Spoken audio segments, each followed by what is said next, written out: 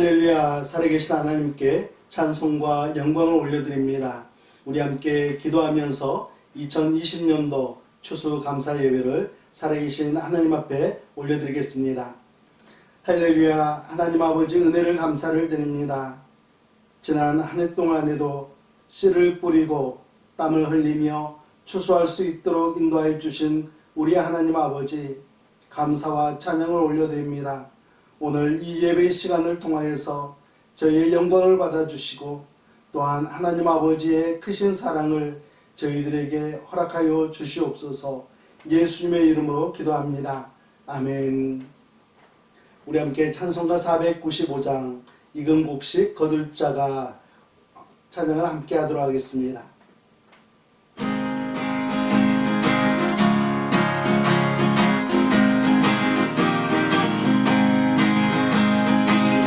시골을 찾아오는 이때에 누가 가서 거둘까?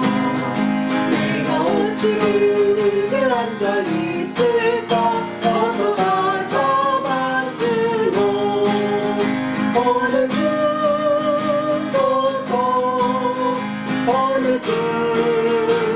주소서 제가 슬픈 내 입술을 내리 어찌 주저앉아 주여 나를 보내주소서. 주가 부르시면 되느나 따르리라 적도다. 너의 주를 사랑하는 이들 모시들 어서 걸으러 가자.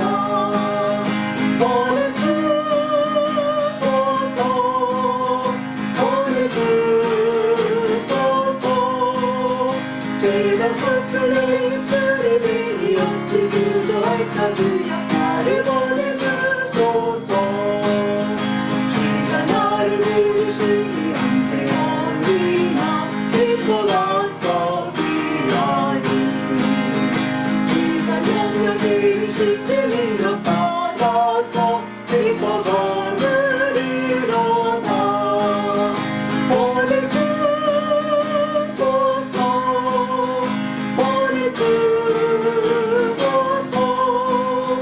제가 슬픈 내 입술에 대니 어찌 주저할까? 주여 나를 보내주소서. 아멘. 우리 함께 찬송가 591장 저 밭의 농부나가 함께 찬양합니다.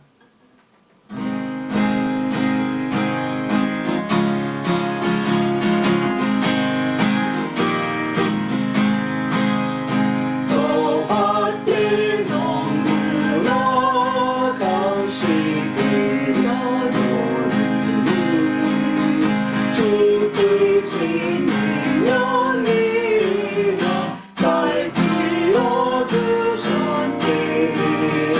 또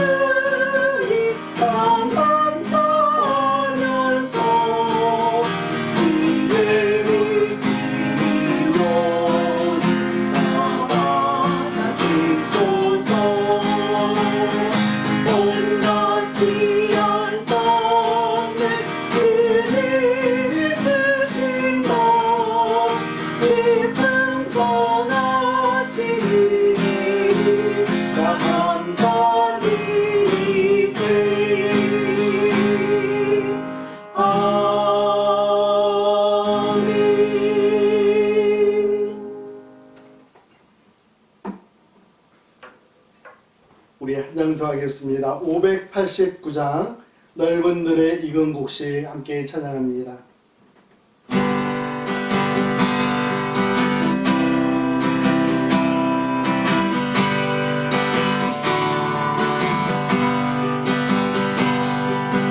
넓은 들의 익은 곡식 완히 물결 비치며 어디든 이때야 빛을 완히 진노가 돌아 느르기는 저곳이 낮을 기다리는 때가 지나가기 전 어서 추수합시다.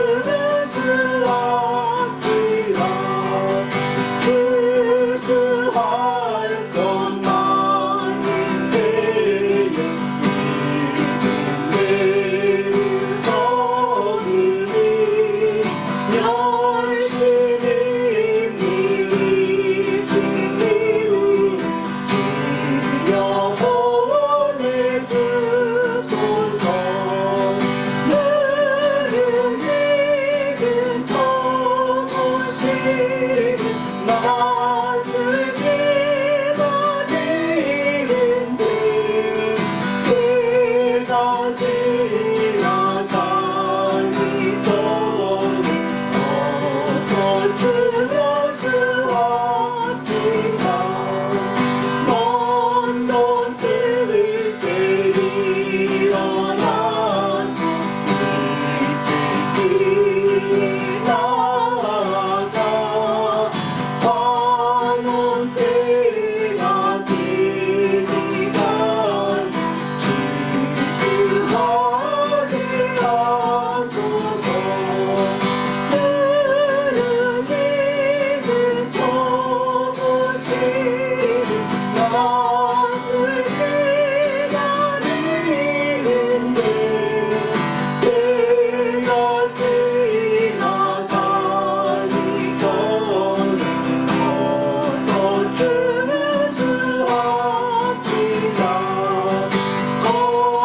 언어들이 멀리 날고 장로들이는 주가 베풀 잔치장 주의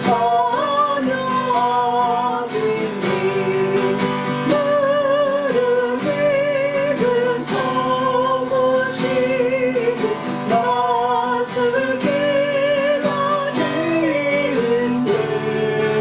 때가 지나가기 전 어서 추수합시다.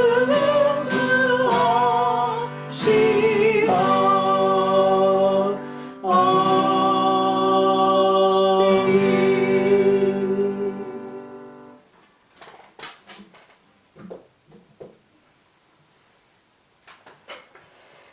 우리 함께 기도하겠습니다. 살아계셔서 역사하시는 우리 하나님 아버지, 은혜를 감사를 드립니다. 2020년도 추수감사 예배를 하나님 앞에 드릴 수 있도록 한 해를 지키시고 인도하여 주심에 감사를 드립니다. 하나님, 씨앗을 뿌리고 땀을 흘리며 추수할 수 있도록 은혜 베풀어 주신 우리 하나님 아버지, 이 땅에 베풀어 주신 주님의 크고 놀라우신 은혜에 감사와 찬송을 올려드리며 또한 저희들 가운데에도 하나님 앞에서 수고하며 일할 수 있도록 하나님 한 해를 돌아보며 보람을 느낄 수 있도록 인도하여 주심에 감사와 찬양을 올려드립니다. 살아계셔서 역사하시는 우리 하나님 아버지, 날마다 하나님의 도우시는 손길이 저희의 삶 가운데 임함을 하나님 앞에 감사드리오니 하나님 모든 찬양과 영광을 받아주시옵소서. 오늘 이 시간 하나님 앞에 예배하면서 하나님 삶의 터전에서 하나님께서 베풀어 주신 세밀한 감사의 조건들, 하나님 그 감사들을 하나님 앞에 올려드리며 또한 추수의 감사를 하나님 앞에 올려드리는 사랑하는 성도님들이 있습니다. 하나님께서 이들의 모든 감사를 받으시며 하나님 더욱더 하나님께서 부어주시는 감사의 제목들을 발견하며 이 땅 위에서 힘있게 살아갈 수 있도록 은혜 베풀어 주시기를 간절히 소망합니다. 하나님 아버지 또한 삶의 이 터전을 허락하여 주시고 일할 수 있는 시간과 여건들을 허락하여 주셔서 그곳에서 하나님 얻은 10분의 1을 하나님 앞에 구별하여 드리는 사랑하는 성도들, 하나님 말씀에 의지하여서 드리는 손길이오니 하나님께서 흠양하여 주시고 하늘의 창고에 쌓으시며 또한 이 땅에서 필요한 것이 있을 때마다 하나님께서 넉넉히 채워주시며 하나님께서 책임져 주시는 은혜가 함께하기를 간절히 소망합니다. 성경헌금과 추정헌금 여러 가지 제목으로 드리는 사랑하는 성도들의 손길을 하나님께서 기억하여 주시고 하나님께서 베풀어 주시고 인도하여 주시는 하나님의 인도하심 가운데 하나님 아버지 더욱더 하나님 앞에 우리의 삶을 내어드리며 의지하며 살아갈 수 있도록 인도하여 주시옵소서. 사랑하는 성도님들 가운데 하나님 육신의 연약함으로 인하여서 고통받는 지체들도 있습니다. 하나님 아버지 한 분 한 분 찾아가 주시고 예수 그리스도의 보혈로 하나님 아버지 그들의 모든 연약함들을 하나님께서 세워주시며 하나님께서 붙들어 주시기를 간절히 소망합니다. 하나님의 치유의 역사가 함께하기를 간절히 소망하며 하나님 오늘 이 예배도 하나님께서 영광받아 주시옵소서. 예수님의 이름으로 기도드리옵나이다. 아멘. 오늘 주신 하나님의 말씀은 마태복음 9장 35절 말씀부터 10장 1절 말씀입니다. 마태복음 9장 35절 말씀부터 10장 1절 말씀까지 우리 함께 봉독하겠습니다. 예수께서 모든 도시와 마을에 두루 다니사 그들의 회당에서 가르치시며 천국 복음을 전파하시며 모든 병과 모든 약한 것을 고치시니라. 무리를 보시고 불쌍히 여기시니 이는 그들이 목자 없는 양과 같이 고생하며 기진함이라. 이에 제자들에게 이르시되 추수할 것은 많되 일꾼이 적으니 그러므로 추수하는 주인에게 청하여 추수할 일꾼들을 보내주소서 하라 하시니라. 예수께서 그의 12 제자를 부르사 더러운 귀신을 쫓아내며 모든 병과 모든 약한 것을 고치는 권능을 주시니라. 아멘. 1920년 9월 6일 영국의 청교도들이 메이플라워 호를 타고 미국 동부를 향해 출발했다는 이야기는 모두 알고 계실 것입니다. 그런데 거의 비슷한 시기에 메스터 호라는 배를 타고 남미로 간 청교도들이 있었다는 사실도 아시는지요? 그들 모두 청교도들이었으나 북미로 가던 메이플라워와 남미로 가던 메스터 호에는 근본적인 차이가 하나 있었습니다. 그것은 동기의 차이, 꿈의 차이였습니다. 북미로 향한 청교도들은 신앙의 자유를 위해서 온전히 하나님을 섬기기 위해서 출발을 했습니다. 그러나 남미로 향한 청교도들의 동기는 황금을 찾기 위해서였습니다. 물론 신앙적인 동기가 전혀 없었던 것은 아니었지만 남미에서 엄청난 양의 금이 발견되었다는 소문을 듣고 이번 기회에 부자가 되겠다라는 꿈을 안고 메스터호에 올랐던 것이죠. 이 두 그룹에게 찾아온 결과는 무엇이었을까요? 메이플라워를 타고 북미로 온 청교도들은 도착하자마자 예배당부터 먼저 지었습니다. 그리고 인디언들로부터 전수받은 농사법으로 추수감사주의를 하나님께 올려드립니다. 그렇게 400년이 지난 지금 미국은 모든 분야에서 세계 최고의 나라가 되었습니다. 그러면 메스터호를 타고 남미로 간 사람들은 어떻게 되었을까요? 그들은 그렇게 원했던 황금도 돈도 벌지 못하고 신앙까지 잃어버리게 되었다고 합니다. 지금 남미 지역의 나라들을 보면 경제적으로 특히 영적으로 얼마나 어렵게 생활하고 있습니까? 한 번은 남미의 아르헨티나 대통령이 미국의 대통령을 만나서 이렇게 말했다고 합니다. 당신의 조상들은 하나님을 찾아서 신대륙으로 건너왔습니다.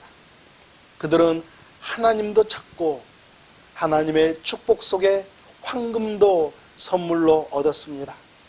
그러나 우리 조상들은 황금을 찾아서 이 땅으로 왔지만 황금도 찾지 못하고 신앙도 잃어버리고 말았습니다.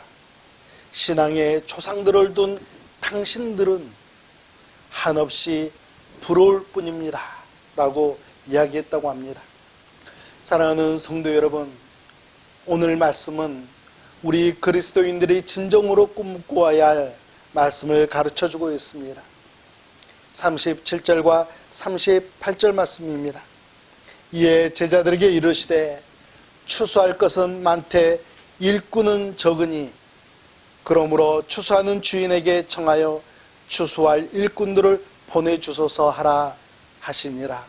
아멘. 예수님께서 부르시고 사용하시고자 하는 일꾼이 되는 것, 그것은 여러분과 제가 가져야 할 꿈이며 반드시 이루어 드려야 할 도전입니다.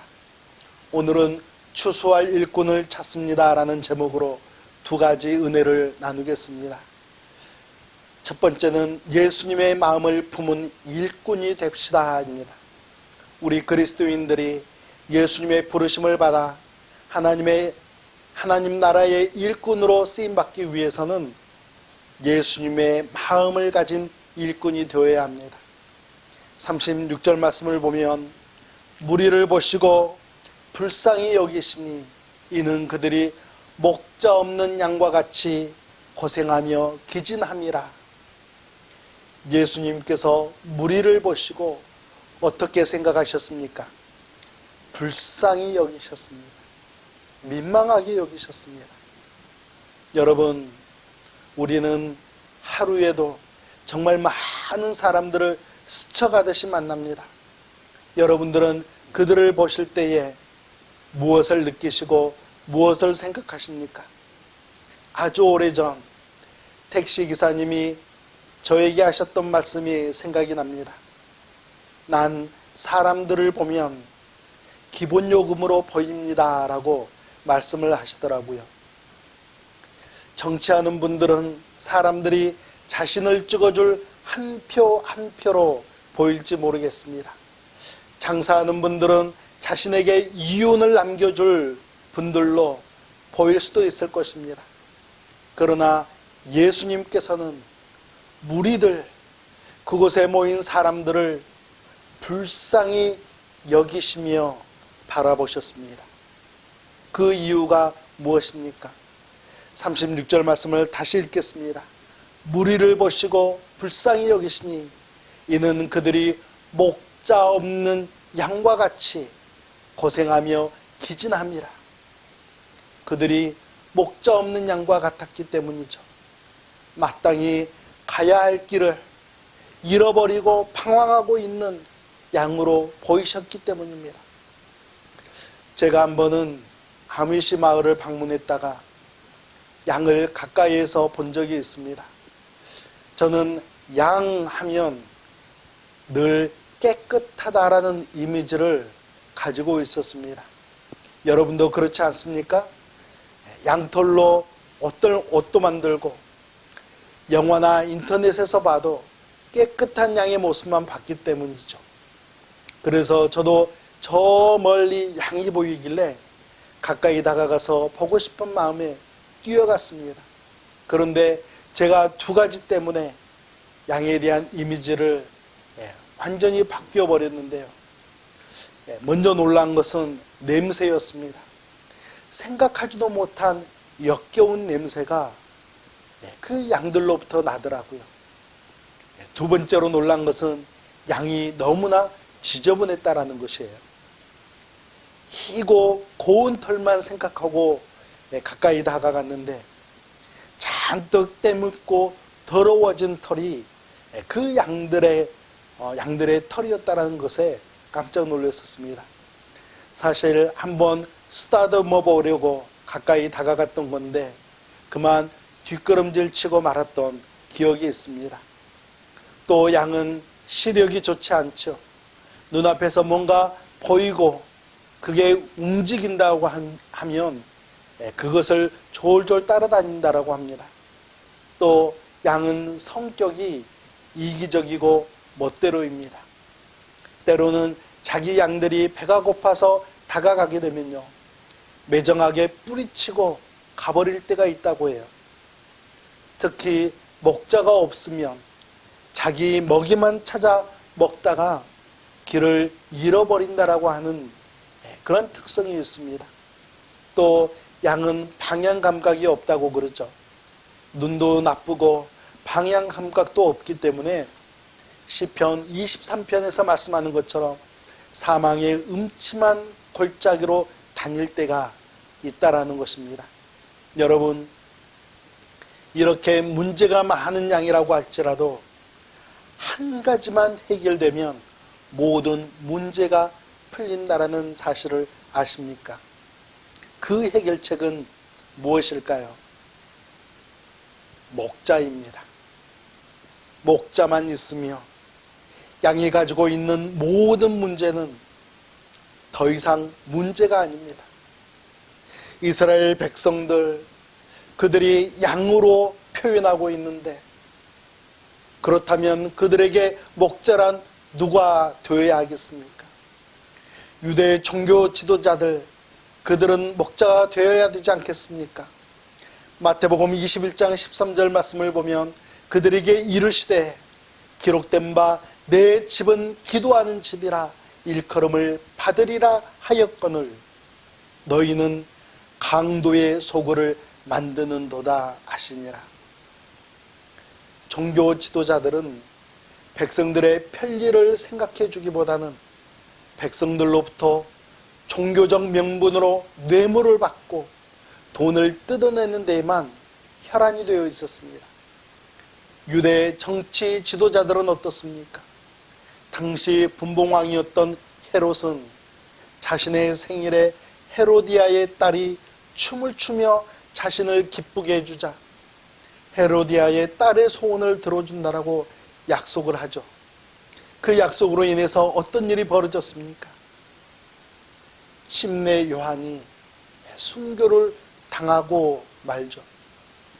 헤롯 왕은 백성들을 돌보는 데에는 무관심했고 사치와 낭비와 방탕으로 나를 지새웠던 인물이었습니다. 이렇게 목자의 돌봄이 없는 이스라엘 백성들을 바라보시는 예수님의 눈에는 길을 잃고 방황하는 양처럼 보였습니다. 그리고 예수님의 마음에는 불쌍한 마음으로 가득가득 채워져 있었습니다. 더 나아가서 죄로 인해서 영원한 천국을 상실해버린 여러분과 저를 향한, 우리 인간들을 향한 예수님의 마음은 어떤 마음이었을까요? 그 또한 목자를 잃어버린 양떼의 모습, 가야 할 길을 잃어버리고 이리저리 방황하고 있는 모습이 바로 우리 인간들의 모습, 여러분과 저의 모습 아니었겠습니까? 그래서 예수님께서 이 땅에 오신 것이죠. 그래서 십자가에 못 박혀 돌아가신 것입니다. 양과 같이 길을 잃고 헤매이는 우리들을 하나님의 나라로 인도해 주시기 위하여서 우리 주님께서 이 땅에 찾아오시고 십자가에 못 박혀 돌아가신 것이죠. 사랑하는 성도 여러분, 예수님께서 여러분을 구원해 주신 것을 믿으십니까? 아멘. 여러분을 하나님의 일꾼으로, 주님의 일꾼으로 부르신 것도 믿으십니까? 아멘. 그렇다면 우리 모두 예수님의 마음을 품은 일꾼들이 됩시다. 길을 잃어버린 어린 양을 바라보듯이 민망히 여기시고 불쌍히 여기시는 주님의 마음을 우리의 마음속에 품고 살아가시는 여러분과 제가 되기를 예수님의 이름으로 축복합니다. 두 번째는 예수님의 방법으로 사역하는 일꾼이 되어야 합니다. 예수님의 부르심을 받은 그리스도인들은 주님의 마음을 품고 주님의 방법으로 사역에 동참해야 합니다. 35절 말씀입니다. 예수께서 모든 도시와 마을에 두루 다니사 그들의 회당에서 가르치시며 천국 복음을 전파하시며 모든 병과 모든 약한 것을 고치시니라. 이 말씀을 보면 매우 중요한 네 가지 동사가 있습니다. 두루 다니사, 가르치시며 전파하시며 고치시다.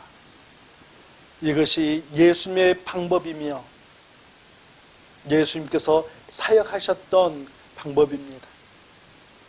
예수님이 두루 다니셨다라는 것은 빠짐없이 이곳 저곳을 다 방문하셨다라는 뜻입니다.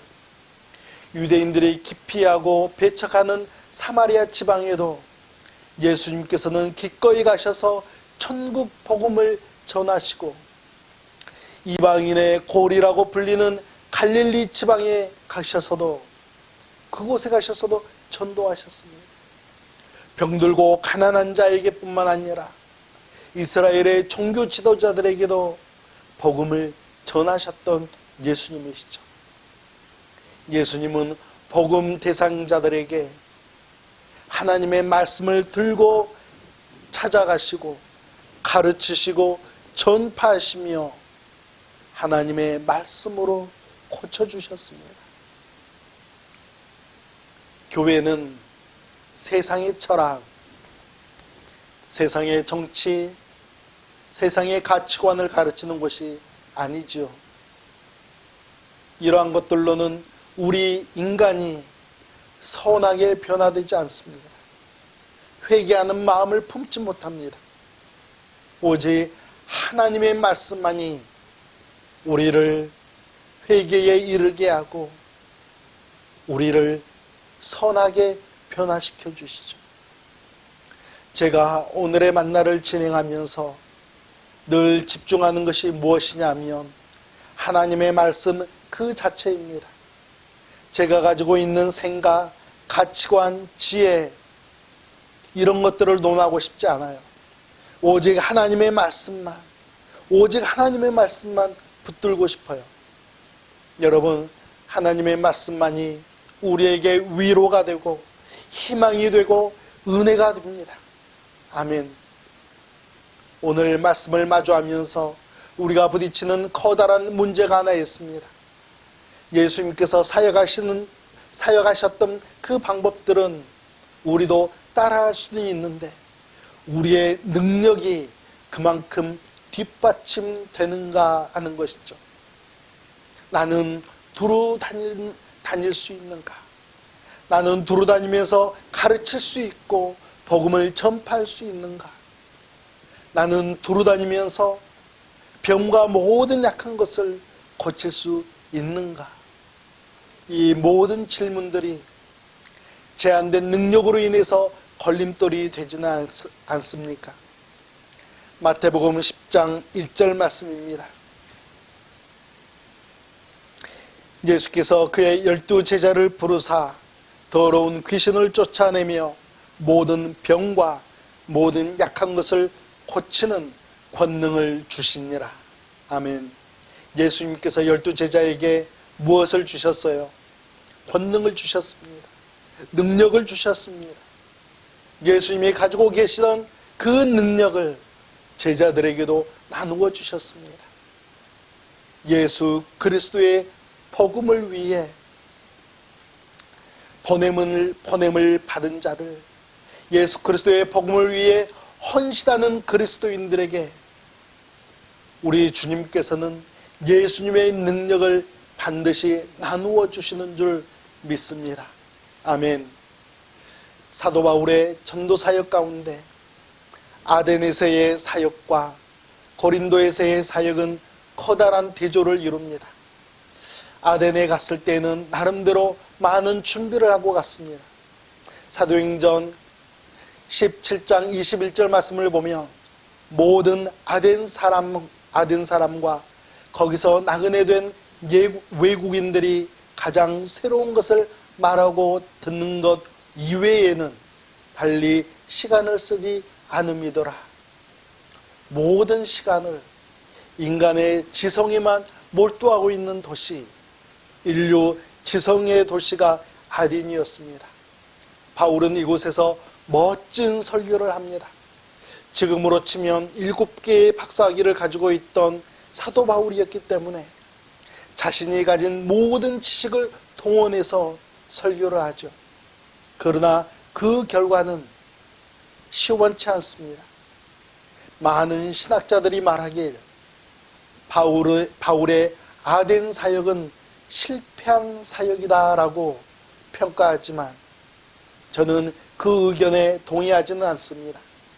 사도행전 17장 34절 말씀을 보면 몇 사람이 그를 가까이하여 믿으니 그 중에는 아레오바고 관리 디오누시오와 다말이라 하는 여자와 또 다른 사람들도 있었더라.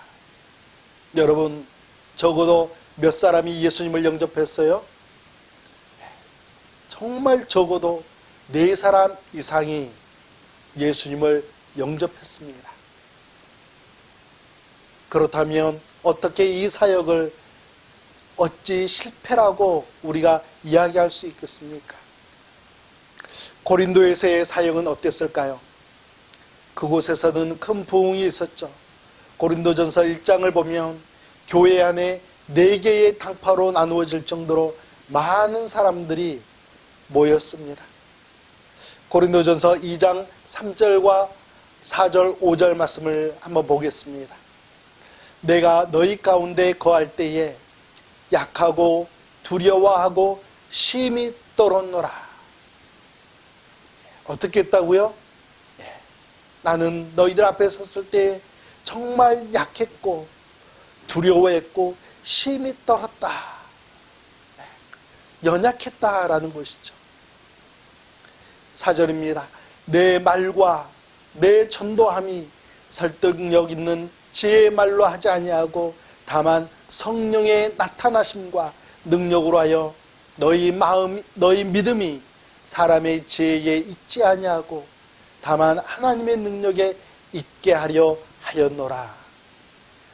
사도 바울은 아덴 사역의 부진함을 깨닫고는 고린도에서 사역할 때는 자신의 능력을 의지하지 않고 다만 성령 하나님의 능력을 의지하면서 복음을 증거했고 또 그 복음을 증거하면서 보람을 가졌다라고 고백합니다. 여러분, 우리도 마찬가지입니다. 우리의 능력은 부족할 수밖에 없습니다. 우리의 능력은 연약할 수밖에 없습니다. 그러나 헌신하는 그리스도인에게는 예수님께서, 우리 주님께서 능력을 베풀어 주십니다. 성령 하나님께서 우리의 연약한 능력 위에 함께 임재하시기 때문이죠. 사랑하는 성도 여러분, 저는 우리 교회 성도님들의 시선과 발걸음이 교회 바깥으로 향하기를 간절히 원합니다. 지금까지 대부분의 한인 교회들은 좋은 성도들의 모습을 교회 안에서 헌신하는 사람들로 규정해 왔습니다. 그것도 훌륭한 모습이기는 하지만 예수님께서 기뻐하시는 이 시대에 추수할 일꾼은 교회 밖에서도 일하고 지역 사회에서도 일하고 더 나아가서는 선교지에서도 일하는 성도가 주님께서 기뻐하시는 일꾼이라는 사실을 우리 모두 기억해야 하겠습니다. 하나님의 구원 사역은 아직 끝나지 않았습니다. 더 이상 복음을 전하지 않아도 되는 시대가 결코 아니라는 사실을 우리가 기억합시다. 지금도 추수할 일꾼을 찾으시는 우리 주님의 부르심 가운데 예수님의 마음을 품은 일꾼으로, 예수님의 방법으로 사역하시는 일꾼으로 세워지셔서 계속해서 하나님 나라의 확장을 위해 쓰임받으시는 여러분과 제가 되기를 예수님의 이름으로 축복합니다. 우리 함께 기도하겠습니다. 살아계셔서 역사하시는 우리 하나님 아버지, 은혜를 감사를 드립니다.